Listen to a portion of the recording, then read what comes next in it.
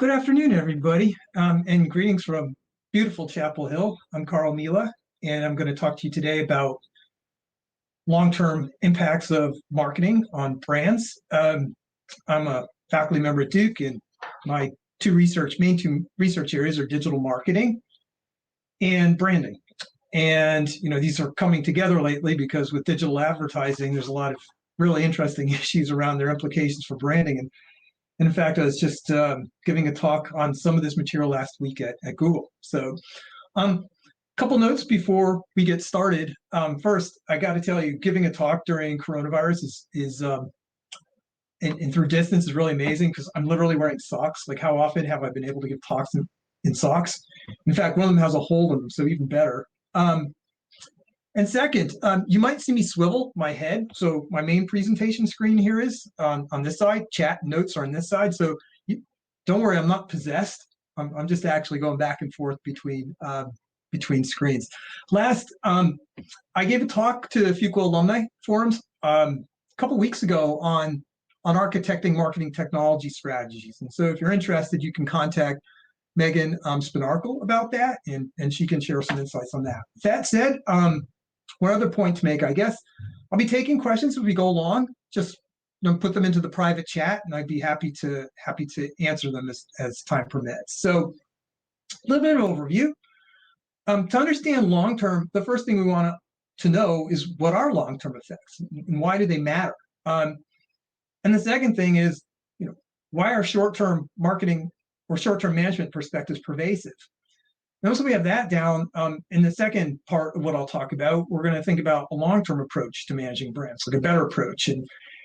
And there's a couple things I'll talk about. One is how to use experimental methods to do this, but more commonly sales-based marketing mix models.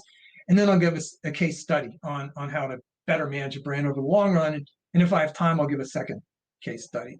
So I hope everybody's with me. If we're good, I'll move on. If not, please throw a comment into the chat. Okay, first thing, what is long-term? It's like one of those words like love. Everybody has like a view of it, but they're not really sure exactly how to define it. So let me give an example, a couple examples to get us started, what we mean by long-term. So this is a plot of sales over time. And so you can see time is on the x-axis, and on the y-axis is unit volume. And so what we see, going along here in this blue line is, during certain weeks, sales are pretty constant, but sometimes they spike up. And typically when they spike up, it's because an item is on sale, in this case, pasta sauce. Okay, so this, what do we teach typically in our marketing courses is to judge the profitability of a price promotion or a discount, for example. One's going to look at incremental sales. And so here you see there's a big lift in incremental sales. I sell a lot more things, but I sell them at lower margins. And so if I sell a lot more things at a lower margin, it's quite possible that my profits are higher than if I sell fewer things at a high margin. And so that calculation is pretty important in terms of determining the profitability of a promotion. And so that's a short-term effect. A promotion or discount leaves a big increase in sales in this particular week. But let's think a little bit more carefully about what might happen. So this orange line is baseline sales. If I want to figure out the profitability of promotion, I have to somehow make a forecast of what I would have sold if something wasn't on a promotion. Well, that's a forecast. I don't really observe that. And so, we use models to come up with those forecasts to compute this lift. But now let's suppose you see Bertolli on sale very often. What's the most likely thing to happen? You'll learn that Bertolli's on sale very often. And if you learn Bertolli's on sale very often, why would you ever buy off deal? And so what winds up happening is the baseline sales tend to shift down and the promotional lift tends to shift up. Well, if I'm using all those things we were taught in our standard MBA class about computing the profitability of promotion, a promotion looks even more profitable. Why? Because the promotional lift is higher. I sell almost nothing off deal. I only sell things on deal. So it looks like promotions work just great. So what do? I offer even more promotions. The next thing you know, I'm in a death spiral. So short term would be this week's effect of a promotion on this week's sales. Long term would be, well, what happens to the baseline and what happens to the promotional lift as a result of the marketing strategies? Okay, Don't see any questions, so I'll continue to move on. Here's another interesting chart to illustrate long-term that I had from one of my co-authors. And it turns out some of you may be Folgers drinkers and some of you may be Maxwell House drinkers. Some of you might say, I'm not going to drink that swill at all. I'm just doing Starbucks. Well, if you look at the sales, each of these dots represents a consumer market defined by advertising reach. And it turns out Maxwell House market shares are very high in the Eastern United States. Folgers market shares are much higher in the Western United States. Well, that's interesting. And this has been true for nearly 100 years. And so brand preference seems to be really pervasive. And a really interesting question to ask is, if I take a consumer from Boston and I move them from San Diego, will they switch from Maxwell House to Folgers? Or do they have such strong brand preference that they ignore all the marketing, all the shelf space, all those things around them? And so what these authors do is they collect some panel data, and they looked at everybody who moves, and for everybody moved, they gave these individuals a survey. And in the survey, they asked, how many years has it been since you've moved? And so, interestingly enough, if you moved in just the last 4 years, say again, from Boston to San Diego, your share adjusts about 60% towards the purchases of others in that market. Okay, so you don't quite become a Folgers drinker. You get most of the way there for most people. But then it takes an additional 40 years to get up to 90%. That's incredibly enduring brand preference. That's a long-term effect. Like, how do we create that kind of brand loyalty? So what is long-term? Long-term is quarters of years, not weeks or months. It's not contemporaneous. And in this view, a persistent advantage implies a persistent perspective, and sort of, you're all probably agreeing with me. That makes a lot of sense, Carl, but why the myopic view? There's a couple reasons. And one is that hard data drive out soft. So this is a plot from the 1980s where I'm seeing sales over time, and then adjusted sales in promotional periods, and a dot means there's a promotion. And so, sometimes the dots are down here, sometimes the dots are up here. I don't really see a strong effect of discounts on sales. Why?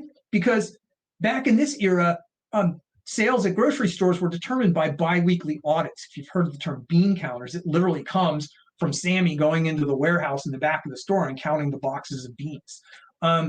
And so, like, if there's a promotion that has an effect on this week's sales and maybe it borrows sales from the future, that stuff gets washed out. When we installed scanner data in supermarkets, all of a sudden we're able to see promotional lists very vividly. And guess what? People focused on the things they could measure. And the reason I've been talking to Google and Facebook, for example, is this is happening in advertising now. With advertising, digital advertising, we observe direct response, we observe clicks, we observe engagements, we observe sales immediately after ads, and all of a sudden we're seeing much more of a short-term focus in advertising. And Google and Facebook have begun to recognize that the value of their products being undersold because advertising is a long-term effect that isn't measured with short-term type models. A second thing is tenure issues. Those of you who've served in brand management or product management know that you're promoted within a year. So one of the worst things you can do is invest in new products, invest in advertising, because that's going to hit your gross margins. And if it's a long-term investment, you won't really see that until consumers change over the next year. So by the time you've left your position and created a strong brand, it's your successor that benefits from that. And so your successor, seeing this, will just start discounting a lot and look like a real superstar, because they can destroy the brand and leave a mess for the next brand manager. Okay, short-term orientation ignores several things, changes in price beliefs. So if you discount a lot, people think prices are going to be lower. The fact that people just forward buy, that competitors may respond to your price cuts, and this question of who owns the customer. So Jose, I'll get to your question after this one example on who owns the customer. A really nice example of this. So if you advertise and people know you own the customer, right? If the voice, because you're not advertising, belongs to the retailer owns the customer. So here's an example of Pirate Trading. Sold 3.5 million of Ravelli brand cameras on tripods on Amazon. In 2011, Amazon launched their own Basics tripod using the same design components and manufacturer, and Pirate had to kill the Ravelli brand. It turned out it was less profitable to manufacture than to actually buy the clone directly from Amazon and try to sell it. So Amazon just basically ripped off the design, was able to source it for less, and put pirate trading out of business. In contrast, Nike stopped selling on Amazon in 2019. I don't know if you know this, because it was really frustrated that Amazon wouldn't let Nike control its own user experience, UX's user experience. Nike.com's revenue over the last year was up 20%. They had 100 million unique annual visitors on their website, and they became a top 10 commerce app in e-commerce. And Nike's still in the top 1,000 searches at Amazon, and Amazon's just lost business. You know, like, what's the difference between pirate trading and Amazon? Well, pirate trading was just doing drop shipping and selling with no marketing. Nike does a lot of great marketing and owns the customer through that marketing, and they have real brand equity that they've built over the long term. So Jose, I don't know if I can read, if you can read your app. I don't think so, or you read your comment. I don't think so, so I'm going to read it, but interrupt me quickly if I'm wrong. Okay, so the question is, does everyday low price outperform the retail promotion strategy in the long run, and it matches consumer budgets? Yeah, everyday low price does. The research, and I'm about to show you some, does suggest that everyday low prices do beat out discounts in the long run, because you just train people to buy on discount. You train them the reason you buy the product is because it's on discount. Better yet is to be like Nike and charge everyday high price, you know, by building equity. So what's the solution? And here we get into the long-term approach to managing brands. And here we have a couple ways to think about taking a longer-term perspective. One is experiments, the other sales-based marketing mix models. And again, I'll do case study one if there's time. So this is a super interesting experiment run at Pandora. And Pandora's question is like, what happens to user experience if I give them more ads? So you know how it's really frustrating when you have a music streaming service with lots of ads? And so they had an experiment where one condition got a very low ad load, the other condition in dark black got a very high ad load. And what you see over time, norm to the initial level of listening, that as you lowered the ad load, listening went up. As you increase the ad load, listening went down. And I'm sure you're saying, like, fine, Carl, it's so obvious. Why are you telling me this? Well, the reason I'm telling you this is, look at the x-axis. This is time. And again, this is normalized listening. It took from August 14 to August 15, or over a year, for these effects to fully manifest. And in most companies, they're not paying attention to a year. They're thinking a few weeks ahead. What is it that I did this week that affect this week's sales? So Pandora, you know, had they taken a short-term approach, would have way underestimated the negative experience effects of ads on users. What have I done in this space? So again, let's just run a regression or have a model where sales is a function of a baseline plus some lift due to price. So again, you can think of this orange line as the baseline, and this big bump is lift in price. So this term A captures the baseline, and this term B is related to this lift. And as I mentioned earlier, if you put something on sale a lot or you've destroyed brand equity, nobody will buy it unless it's on deal. What does nobody buy it unless it's on deal mean? It means that the baseline is near zero and that the lift is very high, or A is low and B is high. So then the question is, like, how's my strategy? If I were to sort of estimate this kind of model, how has my strategy over history changed the baseline and changed the price response? That's the basic idea of measuring how my long-term strategies drive brand equity. And again, strategies typically months or years of ads and discounts, product innovation, and channel management. So I'll do case study one. I'll break for questions, and I'll ask Jennifer if she wants me to do case study two. So case study one is something I did with Clorox, where the interesting story here is Clorox had monthly discounts of Clorox bleach at retail, 99 cents. And that's insane, right? That's cheaper than bottled water. And consumers just learn this, and they learn to lie in wait for sales. And the marketing team was pressured to heck by the sales team, always saying, I need more off-invoice allowances. I need more case discounts. My retailers are begging me for discounts. And marketing's going back and saying, look, you're just training people to be deal junkies.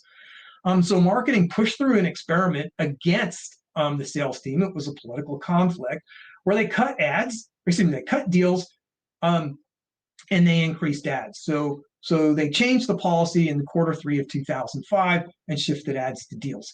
And here's the interesting thing. So if you look at what happened in this is again the quarters. The dashed line is when Clorox implemented the policy change. So this was just use deals a lot. This is shift to ads. And these bars indicate year-over-year changes. So the deal sensitivity from 2003 Q4 to 2004 Q4 rose 10%, and the baseline fell 10%. In other words, A went down, B went up. This is bad. And it happened every quarter until the policy change. And then the remarkable thing is there's a huge decrease in the lift from a deal. There was a modest increase in baseline sales. The policy seemed to work. And it worked even better in Q4 of 05, Q1, and Q2. And interestingly enough, you look at Clorox revenues year over year, you can see the implosion happening before the policy change. But it continued after the policy change. And, in talking to Clorox, it was really interesting because, the salespeople come back and say, look, you've got to run discounts again. And the marketing people said, no, we've measured long-term effects and things are right on target. They're working exactly how we're supposed to work. And so this gave marketing the ability to continue on and with its policies and turn the brand around. So a short-term perspective wouldn't have sufficed. There was a sharp decrease in revenues, but elasticities were down, intercepts up. And so this became very useful information, not only for the firm, but the Wall Street analysts that covered them. They were able to explain this. So let me break here for questions, if any. Okay, Jennifer says I can do case study too. And maybe I'll slow down a little bit. But so more generally, right, that's one case. Like, what happens as I look across a whole bunch of cases? So this is some consumer goods data over 70 brands. This is IRI data, and this is consumer goods. And the first thing to do is look at what happened in the sale. This is in France. What percent change in dollar sales or euro sales in this case between the first 2.5 years to the second 2.5 years for 70 brands? And so, if you're running a brand, you are probably not happy to be here, right? Anything less than, a 15% growth over 5 years is not a great business. And there's a lot of brands in that position. Where you'd love to be is here. And this sort of raises the question, how is it we get from the left-hand side to the right-hand side?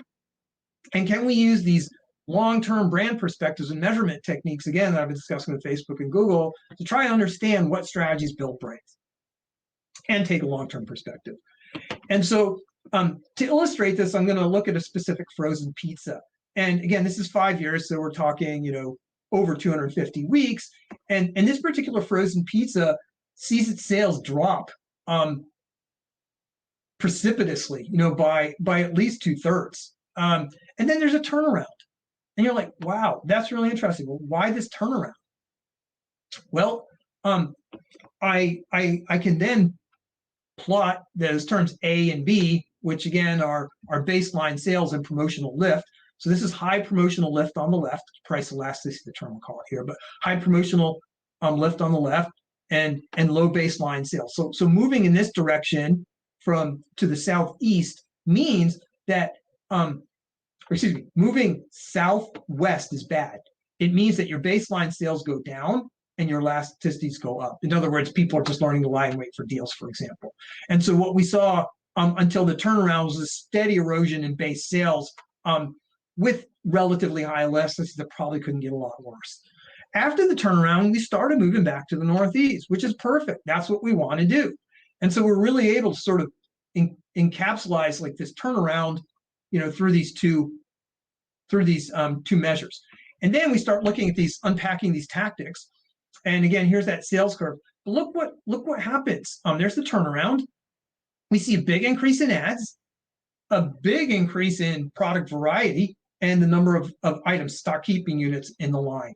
Also, a substantial increase in distribution. So what do we not see? We see lots less use of discounting. So again, that long-term perspective coming to bear, and we started looking at linking these long-term strategies to these short-term promotional lifts and long-term promotional lifts. And what did we find? We found that although discounting is really good in the short term, in the long term, it really has no effect on the brand. For some brands, it was even negative. Advertising, I'm under, because the short-term effect is 4%, long-term effect's an additional 6%. I'm seeing, I'm undercounting. If I just think of advertising in short run, I'm undercounting the effect by 50%. More importantly, right, what we see is product line length or product innovation plays a huge role over the long run, as does distribution. And so it turns out when we think about managing brands, distribution and product innovation are critical. And you say, hey, that's obvious. But if it's so obvious, why do we see so many brands doing so much discounting? It's because they can easily measure the short-term effect of discounting. But things like distribution and product development take a long-term perspective. And if you can't measure how that affects your brands, then you're pressured by analysts, senior managers to continue with a strategy that harms you because you can't fix what you can't measure. Any questions on this? Again, this is short-term, this is long-term, this is the combined effect of short and long. Okay, a really interesting potential extension, and again, this is what I've been talking with Facebook about lately, is again, I've been, historically we've been able to look at things like discounting, advertising, product variety, distribution, because that's what we can measure. If you think about social media and social mentions across a whole bunch of platforms, there's a lot of information in the way people talk about brands. And can I use natural language processing to capture that information on social media?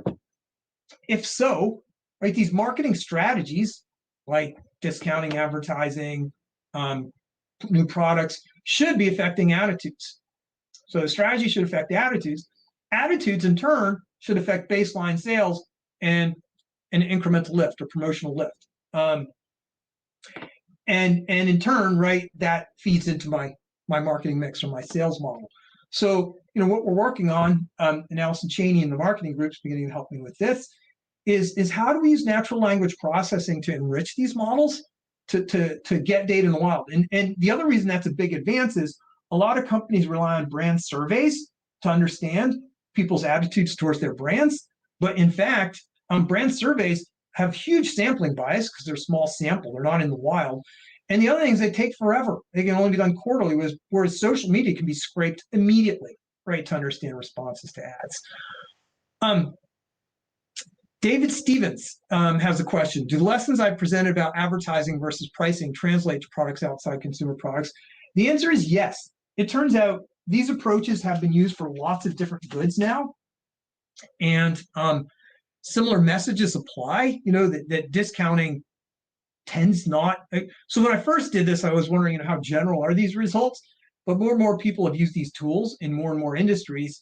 And the general lessons about sort of the relative weight of these different tools in building brand equity seem to be being replicated across industries.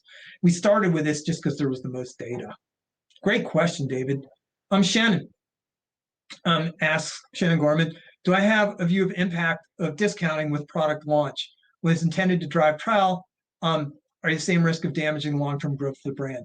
Shannon's a really good question because, new brands, I need a trial and repeat model. So this marketing mix model doesn't work as well. And so I developed a similar model using a similar kind of methodology in a trial repeat model. And we were able to sort of look at the tools that were really good at building brands. And as you might expect, discounting wasn't as bad in the early phases because it gains trial. And if people like the product, that's good. There's a reason to buy to gain trial. But still advertising had a much stronger effect in distribution too. So I think it's a really nifty question because if the goal is to get someone to try new brands, promotional sounds a perfectly good reason. If they've been using a brand like Clorox for a long time, the only thing promotion's getting you is that the marginal consumer who doesn't want to pay a lot for the brand is buying it, or people bought it forever and are loyal are incented to buy it at a lower price. So I love that question. Let's see on timing, 12:52. Okay.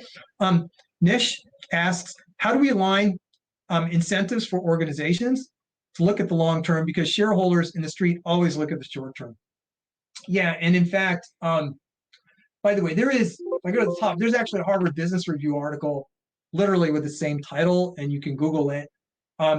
maybe Jennifer can put a link in the chat. But one of the reasons we wrote this was for analysts and with them in mind, because what happened at Clorox was a really good example.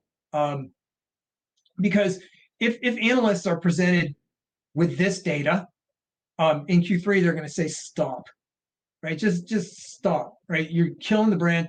Like, I know things are bad, but you just made them worse by cutting promotions and starting advertising. But Clorox was able to push back with the analysts and say, no, this is part of our plan, and this is the long-term measurement. And in fact, again, so many companies are using these tools now that I think they've been pretty well validated and widely applied, that in the lexicon of product management and brand management, these are sort of the norms. And again, Facebook and Google are looking to incorporate these into their marketing mix methods, so I think they'll be more widely deployed. But Nish's point is, the short-termism is a big issue. And in fact, I have one more point on that before I wrap up. The short-term orientation. If you are a senior manager and you're rating brand managers within a year and you're not considering long-term effects, recognize that your very system of organizational design is promoting short-termism. Because if it takes 12, 18 months to build a brand, and you rotate people every 12 months, there's just no incentive to build a brand. I love that question. Okay, so the next goal is to provide attitudinal data. And again, relating a little bit to Nish's point, Sequent Partners did a survey in 2014 of ways people measure long-term effects, because a lot of them are interested, including analysts, and they said repeat purchase models by these authors tend to be used pretty often. Turns out repeat purchase models have a mathematical identity that relates them to promotional lift. Then there's the stuff I've done on baseline and price elasticities. And then there's attitude-based measures, which again, I think is going to be solved when we scrape social media, that we can integrate these two types of approaches between attitude and sales-based methods. Sales-based methods being those baseline approaches. And then, there's brand values, and I just don't have time to talk about those, but there's some interesting possibilities in the long run about using customer lifetime value models to ascertain brand value. So anyway, I think we're just about out of time. I don't leave time for any more questions, but this is short. I should say short. Well, I like saying short term. The short-term view can destroy your brand. And so my point is, don't be a pirate trading. Be a Nike, be a Clorox. Second, for a summary, again, see if brands are built over years or are they managed over quarters. Again, Jennifer, I don't know if you can cut and paste the link into the chat.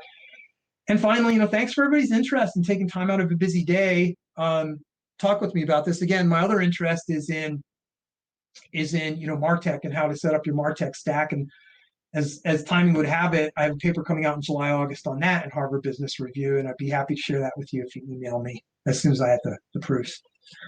Thank you, everybody. Really appreciate the opportunity. And again, thank you, Jennifer, for asking me and giving me the opportunity to share some of the things I've been doing.